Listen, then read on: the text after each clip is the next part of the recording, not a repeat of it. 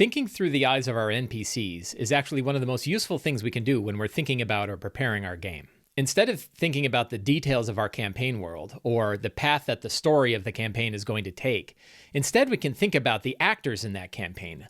What is their background? What is their motivation? What's their goal? And what steps are they taking to do it?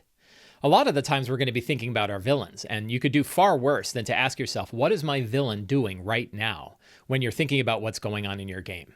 Instead of coming up with a plot or trying to figure out particular scenes that you want to take place in a particular order with a particular outcome, you're actually thinking about the characters of the game, the actors in that game, the NPCs, the villains, and so forth. And you're thinking about what they're doing in the world. It puts your head in the world of the game. And in particular, with those that have variables that are going to change how the game behaves. What are those villains doing and how they react to what the characters do is a big piece of what makes D&D dynamic. I like to refer to this as like pool table D&D.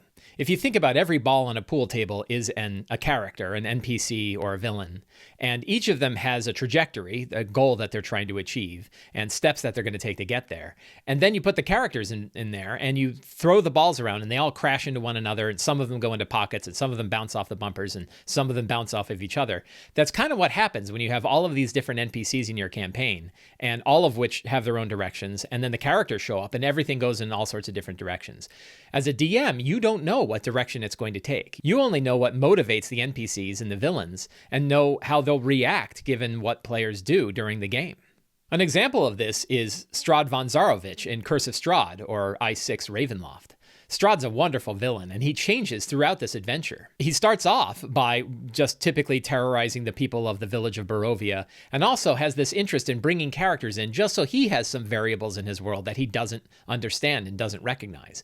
And at first, he's just kind of watching them, and he's amused by their behaviors and interested in the different things that they do. But then as the characters grow in power, he gets a little bit more concerned.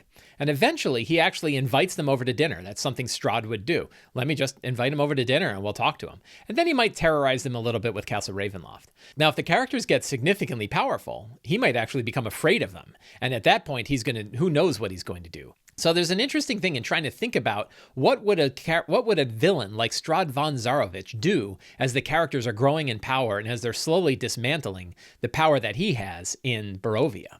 An important thing that this does is it breaks us away from the idea of trying to think about what's going to happen in the next game. We don't know what's going to happen in the next game, right? And if we're trying to figure out exactly what sequence of events are going to occur, what scenes are going to occur, how the characters are going to act, and what the outcome is going to be, if we know all that ahead of time, it actually gets pretty boring. Instead of thinking about what's going to happen in the next game, we're thinking about what are the NPCs up to right now? What are the villains up to right now? What are they trying to accomplish? What's their goal? And what are the steps that they're taking with these goals?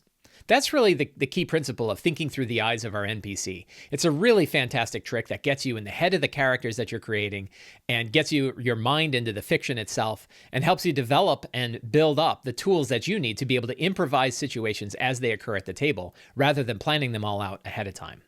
I hope you found this video useful. If you did, you can help me in 4 different ways. First, you can subscribe to the Sly Flourish newsletter. Second, you can subscribe to my videos on YouTube. Third, you can support me directly on Patreon by going to patreon.com/slyflourish. Or 4, you can pick up my books Return of the Lazy Dungeon Master and the Lazy DM's Workbook. Thank you very much and have a great day.